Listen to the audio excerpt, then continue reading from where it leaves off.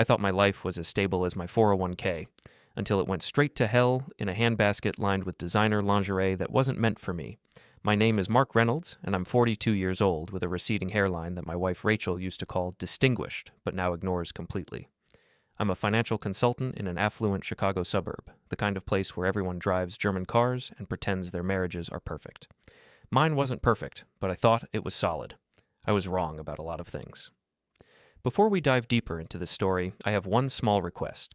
Please subscribe, drop a like, comment, and hit that hype button to boost this channel so more people can discover these incredible Reddit stories. It started with small changes. Rachel, my wife of 16 years, began working late more often. She'd come home smelling like expensive cologne that definitely wasn't mine. I wear Old Spice, not whatever musky French nonsense was clinging to her blazers. When I joked about it, asking if she'd been hugging her male colleagues, she'd laugh it off and change the subject. "You're being paranoid, Mark," she'd say, tossing her auburn hair over her shoulder in that dismissive way that had become her signature move. "David just wears strong cologne. You know how these executive types are." David Warren, her boss. 46 years old, married to a socialite named Becky, and built like he spent more time in the gym than in boardrooms. Rachel mentioned him constantly. David said this, David thinks that, David wants the team to push harder on the Morrison account. I started keeping mental tallies of how often his name came up in conversation. The count was getting uncomfortable. Our daughter Sophie, 14 and sharp as her mother used to be, noticed too. She had Rachel's green eyes, but my sarcastic streak, which meant she saw through bullshit like X-ray vision through tissue paper.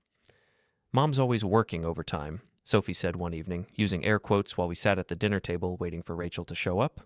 Again. Weird how her overtime always involves that David guy. "Sophie," I warned, though my heart wasn't in the scolding. Our 11-year-old son Eli looked up from his tablet, where he was probably hacking into NASA or building robots. The kid was scary smart with technology. "She missed 3 dinners this week," Eli said matter-of-factly. "That's a 43% absence rate for family meals this month." I ruffled his dark hair. "Thanks for the statistics, buddy."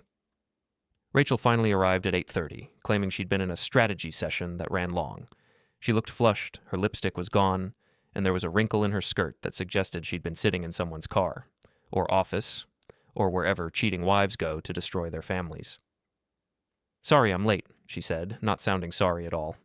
David wanted to go over the quarterly projections. There was that name again. I bit back a comment about how thorough those projections must have been. The breaking point came on a Tuesday. Rachel had left her phone charging in the kitchen while she showered, and it buzzed with a text.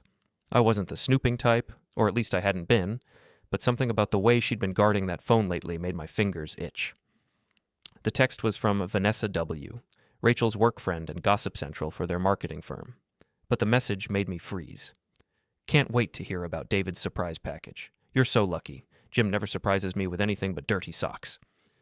I stared at the screen until it went dark, my reflection staring back at me like an idiot who'd been played for 16 years. Surprise package. Right. I'd give Rachel a surprise package, all right. My best friend Tom Martinez, an ex-cop turned security consultant, had been telling me for months to trust but verify when it came to Rachel's behavior. Tom was the kind of guy who noticed everything, occupational hazard from his police days. He'd been dropping hints about Rachel's glow and how she'd been dressing better lately, but I'd brushed off his concerns as paranoid cop thinking. "Mark, buddy," Tom had said over beers the previous weekend, "I've seen this movie before. It doesn't end with the husband getting a promotion." I should have listened.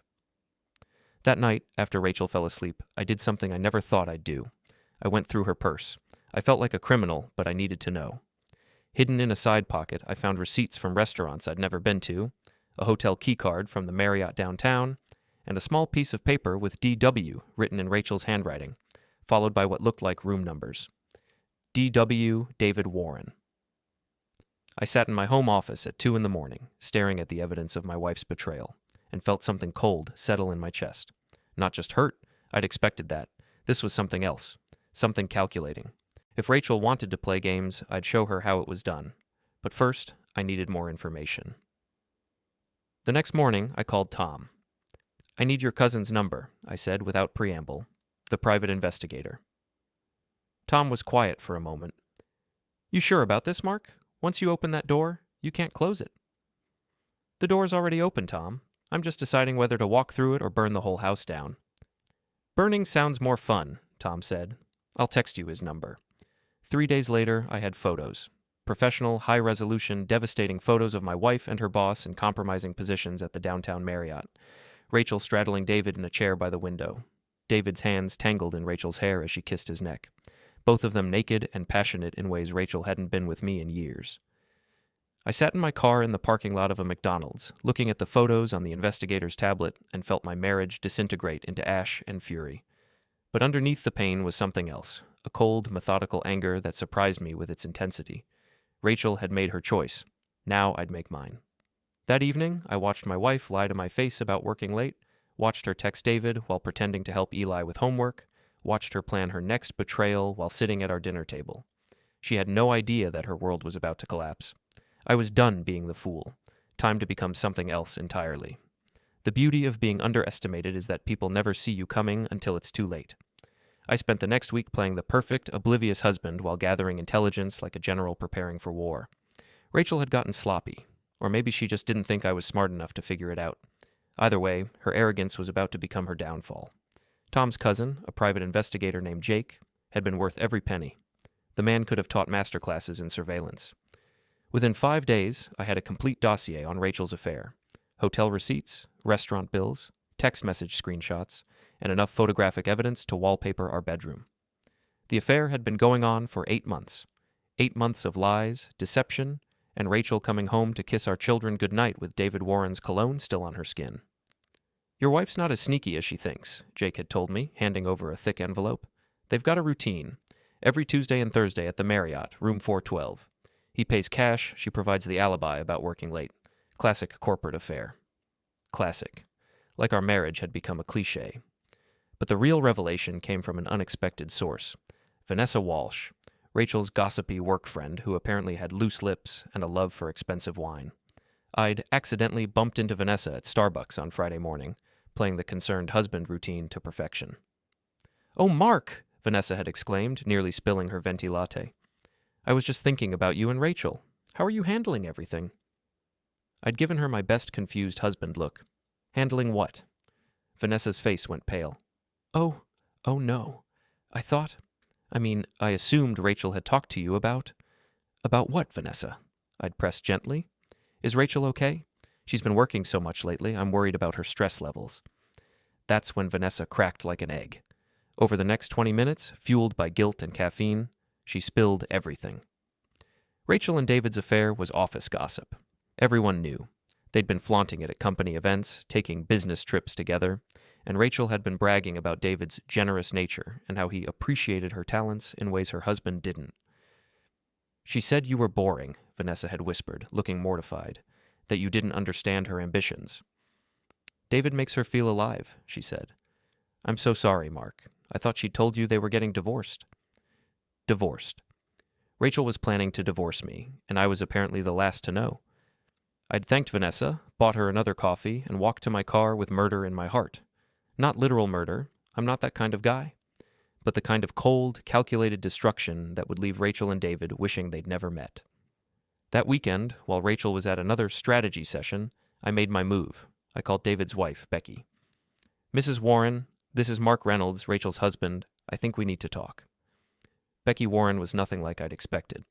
Instead of the fragile socialite I'd imagined, she was sharp, angry, and had been suspicious of her husband for months.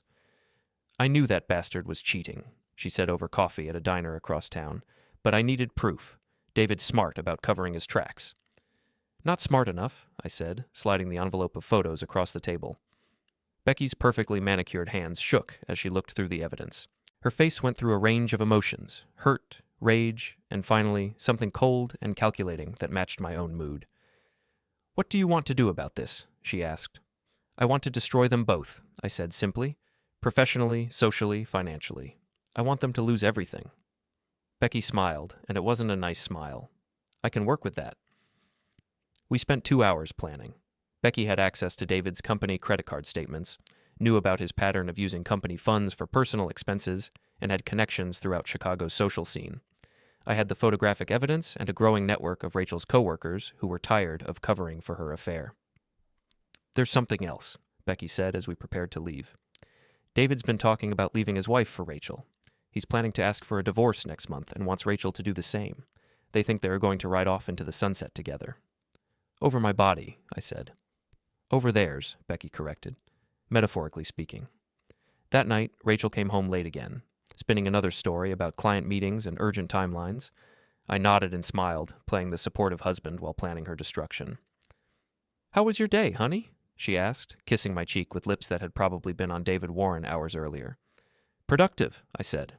"Very productive." Rachel went to bed early, claiming exhaustion. I waited until I heard her soft snoring, then went to my office and began phase 1 of my revenge. I started with her company's HR department. Rachel worked for Morrison Marketing, a mid-sized firm with strict policies about workplace relationships and professional conduct. An anonymous email to HR, complete with photographic evidence and a detailed timeline of Rachel's affair with her married boss, would trigger an investigation that would destroy both their careers. But that wasn't enough.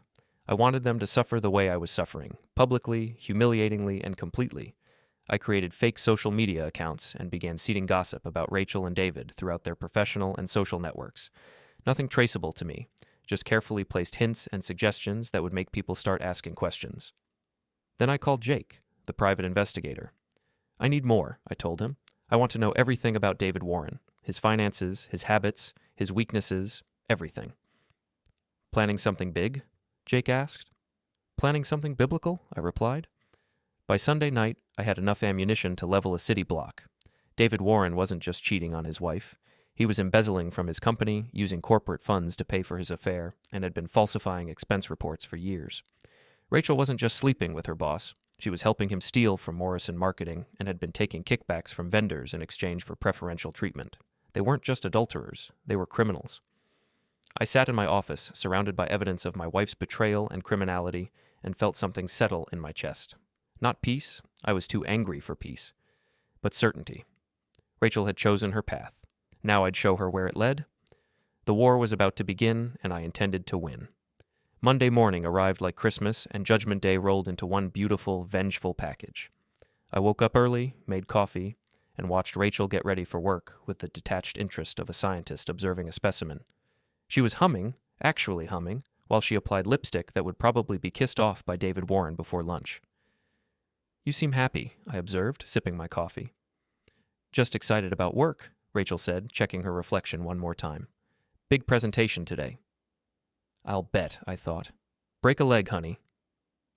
If only she knew how prophetic that statement would be. Phase 1 of my revenge began at exactly 9:47 a.m. when the anonymous email hit Morrison Marketing's HR department. I know the exact time because I'd scheduled it using a delayed send service, and I was watching the company's parking lot from across the street when the chaos began. My phone buzzed with a text from Becky Warren. "Package delivered on my end, too. David's company just received some interesting financial documents." Perfect. While Morrison Marketing was discovering Rachel's affair, David's company was learning about his embezzlement. Synchronized destruction at its finest. I drove to David's office building and positioned myself in the lobby coffee shop with a clear view of the elevators. At 11:23 a.m., David emerged looking like he'd been hit by a freight train. His usually perfect hair was disheveled, his tie was crooked, and he was talking rapidly into his phone. Time for phase 2. I approached him with a large coffee and the biggest smile I could manage. "David Warren?" I said loudly, drawing attention from everyone in the lobby. "Mark Reynolds, Rachel's husband. What a coincidence running into you here." David's face went white. "Mark, I've been wanting to thank you," I continued, still speaking loud enough for the growing audience of office workers. "Rachel's told me so much about how you've been mentoring her, really taking her under your wing, or on top of your wing, however you want to put it. Listen, Mark." David started, but I wasn't finished. "She's learned so much from you about reaching new positions, exploring different techniques, really diving deep into her work." I paused, letting the double entendres sink in. It's amazing what a good boss can teach an eager employee. David was sweating now. "We should talk privately." "Oh, I think we've talked enough," I said, then pretended to trip. The large coffee went flying, drenching David's expensive suit in scalding liquid. "Oops," I exclaimed, grabbing napkins. "So sorry. Guess I'm just clumsy when I'm excited. You know how it is when you're passionate about something." David stood there dripping coffee and dignity while I made a show of trying to help clean him up, all while continuing my loud, seemingly innocent commentary about Rachel's professional development and David's hands-on management style. Security eventually intervened, but the damage was done. Everyone in that lobby now knew David Warren was sleeping with his subordinate, and the story would spread through Chicago's business community like wildfire. Phase 3 began that afternoon. I'd spent the weekend creating a comprehensive dossier on Rachel and David's affair, complete with photos, financial records, and a detailed timeline. Copies went to Morrison Marketing's board of directors, David's company's executive team, the Chicago Business Journal's gossip columnist, every member of our neighborhood's social media groups, Rachel's college alumni network, David's country club membership committee, but my masterpiece was the anonymous tip I sent to our local neighborhood watch app. Beware of adulterers on Maple Lane. One of your neighbors is destroying families while pretending to be a devoted wife and mother. Photos available upon request. The responses were immediate and brutal. Our neighbors, who'd always been polite but distant, suddenly became very interested in our family's business. Rachel's phone started buzzing constantly with calls from unknown numbers. When Rachel came home that evening, she looked like she'd been through a blender. Her makeup was smeared, her hair was a mess, and her hands were shaking. "We need to talk," she said, throwing her purse on the kitchen counter. "Sure," I said, continuing to make dinner. "How was your day? Any interesting presentations?" "Cut the crap, Mark. I know you know." I looked up from the stove, giving her my best innocent expression. "Know what?" "About David and me." "Oh, that," I said casually, like we were discussing the weather. "Yeah, I've known for months. Want some pasta? I made extra." Rachel stared at me like I'd grown a second head. "Months? And you didn't say anything?" "What was I supposed to say?" "Honey, please stop screwing your boss. Seemed like you were enjoying yourself." "This is insane," Rachel muttered, pacing the kitchen. "HR called me in today. They're launching an investigation. Someone sent them photos, Mark. Photos of me and David." "Weird," I said, stirring the sauce. "Any idea who might have done that?" "It was you, wasn't it?" I turned to face her, dropping the innocent act. "Rachel, sweetheart, if I wanted to destroy you, I wouldn't need to send anonymous photos to HR. I'd just tell everyone at Sophie's soccer game about your Tuesday and Thursday appointments at the Marriott, room 412, right?" Rachel's face went pale. "How do you know about your little love nest?" "Private investigator. Turns out you're not as sneaky as you thought. Neither is David, by the way. His wife sends her regards." That's when Rachel broke down, not with remorse or apologies, but with anger. "You bastard," she screamed. "You're trying to ruin my career. David and I love each other." "Love," I repeated, tasting the word like sour milk. "Is that what you call it? Because from where I'm standing, it looks like two selfish people destroying their families for some hotel room fun." "You don't understand," Rachel said, tears streaming down her face. "David makes me feel alive. He sees my potential. He's married," I interrupted. "Just like you. Or did you forget about that part?" "We're going to leave our spouses," Rachel said defiantly. "David's filing for divorce next month, and so am I." I laughed, a cold sound that made Rachel step back. "Rachel, honey, David's not filing for divorce. David's about to be arrested for embezzlement. Turns out using company funds to pay for your affair is illegal. Who knew?" "That's not true," Rachel whispered. "Check the news tomorrow," I said. "Should be front page of the business section." Rachel stood there in our kitchen, the woman I'd loved for 16 years, and I felt nothing but contempt. She'd made her choice. Now she'd live with the consequences. "I want a divorce," she said finally. "Get in line," I replied. "My lawyer's already drafting the papers." That night, after Rachel locked herself in the guest bedroom, I sat with Sophie and Eli and told them the truth. They deserved to know why their family was falling apart. Sophie, wise beyond her years, just nodded. "I figured. Mom's been acting weird for months." Eli, ever practical, asked, "Are you going to be okay, Dad?" "We're all going to be fine," I told them. "Better than fine. We're going to be free." But I wasn't done with Rachel and David yet.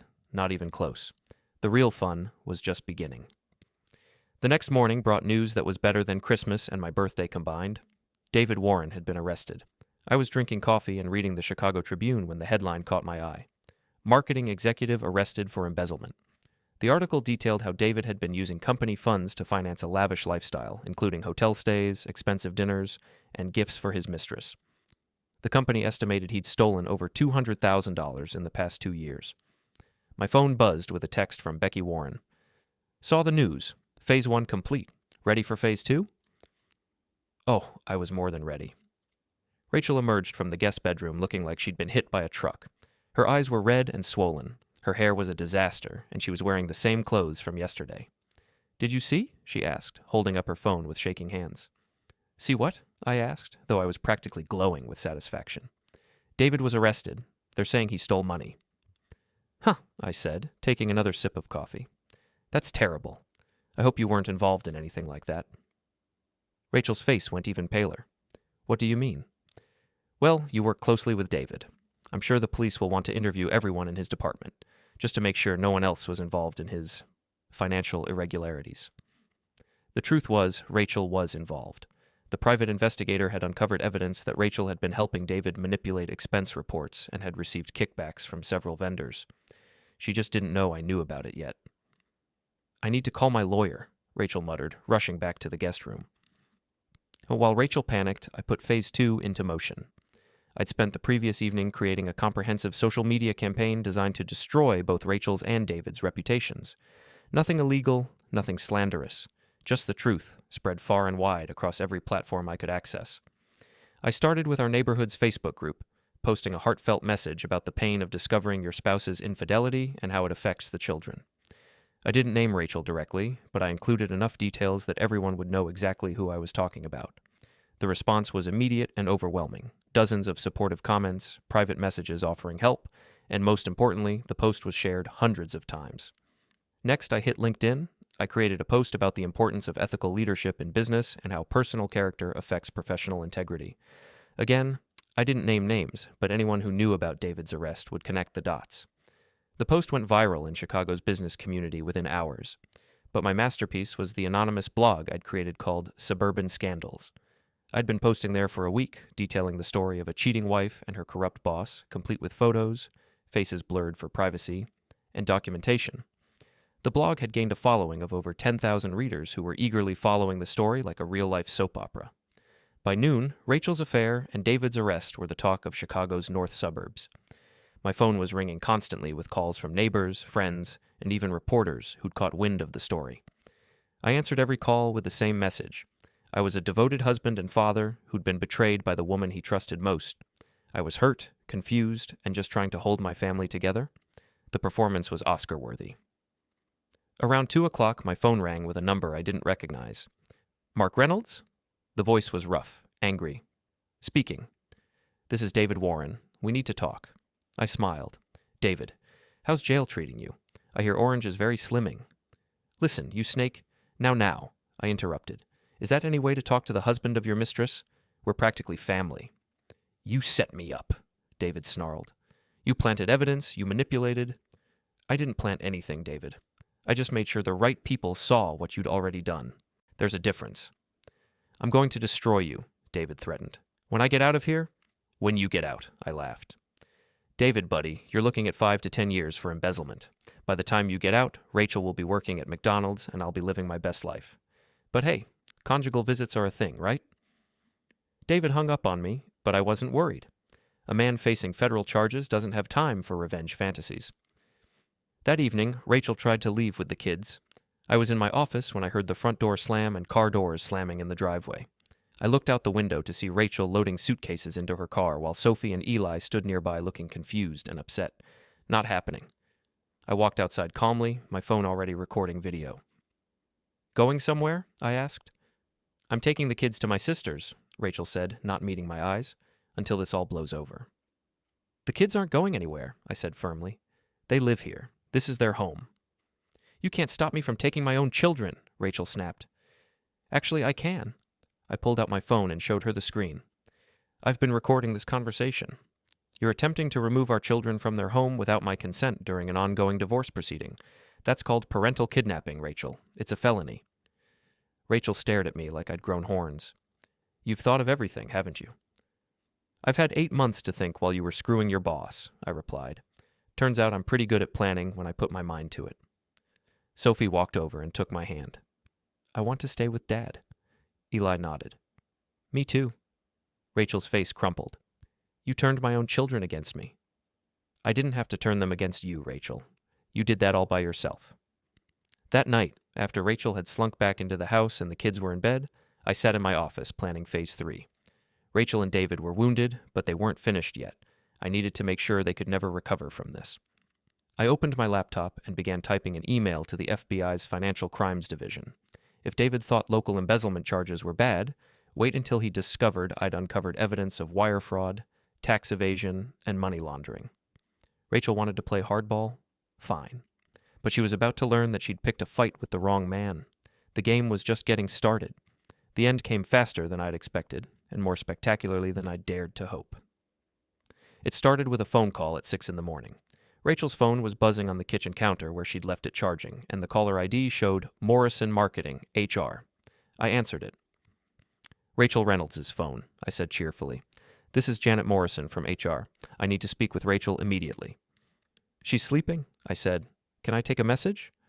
Tell her she's fired, Janet said bluntly. We've completed our investigation, and we're terminating her employment effective immediately. She needs to return all company property and sign a non-disclosure agreement, or will be forced to pursue criminal charges. I'll let her know, I said. Have a great day. I hung up and poured myself another cup of coffee. Rachel was about to wake up unemployed, unemployable, and facing potential criminal charges. It was shaping up to be a beautiful morning. But the real fireworks started an hour later when Detective Sarah Chen from the Chicago Police Department knocked on our door. I'm looking for Rachel Reynolds, she said, showing her badge. She's upstairs, I said. Is there a problem? We have some questions about her relationship with David Warren and her involvement in his financial crimes. I called upstairs for Rachel, who appeared 5 minutes later looking completely exhausted. Rachel Reynolds? Detective Chen asked. Yes. You're under arrest for conspiracy to commit embezzlement, wire fraud, and money laundering. You have the right to remain silent. I watched from the doorway as my wife was handcuffed in our foyer while our children watched from the top of the stairs. Sophie had her arm around Eli, both of them silent and wide-eyed. Dad? Eli called down. Is Mom going to jail? Probably, I said honestly, but we're going to be okay. After the police left with Rachel, I sat the kids down and explained everything. They deserved the truth. Your mother made some very bad choices, I told them. She hurt our family and she broke the law. She's going to have to face the consequences of those choices.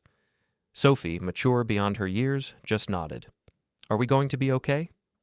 We're going to be better than okay, I promised. We're going to be free. But I wasn't done yet. Rachel and David had destroyed my family, my trust, and nearly 2 decades of my life. They deserved everything that was coming to them, and more. The trial was a media circus. Rachel and David were charged together as co-conspirators, and the evidence against them was overwhelming. The private investigator I'd hired had done his job well. Every financial transaction, every forged document, every kickback was documented and presented to the jury with devastating clarity. I attended every day of the trial, sitting in the front row with Sophie and Eli, watching as the prosecution systematically destroyed Rachel's defense. She tried to claim she was an innocent victim, manipulated by David into participating in his schemes, but the evidence told a different story. Rachel had been an active and enthusiastic participant in the fraud, motivated by greed and the thrill of the affair. David tried to throw Rachel under the bus, claiming she was the mastermind and he was just following her lead. It was pathetic to watch 2 people who'd claimed to love each other turn on each other like rabid dogs. The jury deliberated for less than 4 hours, guilty on all counts. Rachel was sentenced to 6 years in federal prison. David got 8 years. Both were ordered to pay full restitution, which meant they'd be financially ruined for the rest of their lives. But the real victory came during the divorce proceedings. With Rachel in prison and facing financial ruin, I got everything. Full custody of the children, the house, all our assets, and even Rachel's pension. The judge was not sympathetic to convicted felons trying to claim spousal support. Your Honor, Rachel's lawyer had argued, my client has children to support. Your client should have thought about that before she decided to embezzle money and destroy her family, the judge replied coldly. Motion denied. 6 months after Rachel's arrest, I was sitting on my back deck with Tom, drinking beer and watching Sophie and Eli play in the yard. The kids were laughing, really laughing, for the first time in months. You did it, Tom said, raising his bottle in a toast. You actually pulled it off? Did what? I asked innocently. Destroyed them completely. Rachel's in prison, David's in prison. Their reputations are ruined, their careers are over, and they're both broke. It's like you erased them from existence. I thought about that for a moment. They erased themselves, Tom. I just made sure everyone could see what they'd done. Still, Tom said, grinning, remind me never to piss you off. I laughed. Don't cheat on your wife and steal money, and we'll be fine. That evening, after the kids had gone to bed, I sat in my office and opened the letter that had arrived that morning. It was from Rachel, written from her federal prison cell. Mark, it began, I know you'll probably throw this away without reading it, but I had to try. I know what I did was wrong. I know I hurt you and the kids in ways that can never be repaired. I don't expect forgiveness, but I want you to know that I'm sorry. I lost myself somewhere along the way, and by the time I realized what I was doing, it was too late to stop. David and I, we deserved what happened to us. But I hope someday you can find it in your heart to let the kids visit me. They're innocent in all this, and they shouldn't have to pay for my mistakes. I love them and I love you, even though I have no right to say that anymore. I hope you can find happiness again. You deserve it. Rachel. I read the letter twice, then fed it into my paper shredder. Some bridges once burned can never be rebuilt. Rachel had made her choice when she decided to betray our family. Now she'd live with the consequences. I walked upstairs and checked on Sophie and Eli. Both were sleeping peacefully in their beds, safe and secure in the knowledge that their father would always protect them. Rachel had wanted excitement, adventure, and passion. She'd wanted to feel alive. Instead, she'd destroyed everything that mattered and ended up in a federal prison cell. I, on the other hand, had my children, my house, my freedom, and my self-respect. I'd taken two people who thought they were smarter than everyone else and shown them exactly how wrong they were. As I turned off the lights and headed to my own bedroom, I couldn't help but smile. They say revenge is a dish best served cold, but sometimes it's even better served with a side of federal prison time and complete financial ruin. Justice had been served, and it tasted absolutely perfect.